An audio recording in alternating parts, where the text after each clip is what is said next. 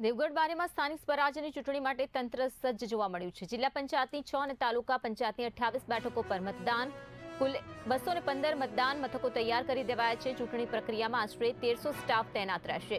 EVM અને VVPAT સાથે police staff પણ રવાના થઈ ચૂક્યું છે। આવતીકાલે મતદાન છે। તંત્ર દ્વારા તૈયારીઓને આખરી ઓપ આપી દેવામાં આવ્યો છે। પોલીસ દ્વારા રાઉન્ડ ધ ક્લોક પેટ્રોલિંગ થઈ રહ્યું છે।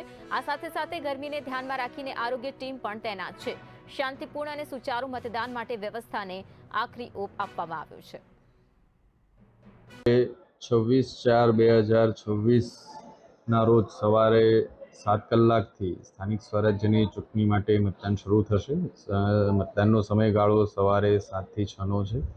ટોટલ દેવગઢ બારિયા તાલુકામાં 215 જેટલા બૂથ ઉપર આપણા ટોટલ 1,72,212 જેટલા વોટર્સ છે।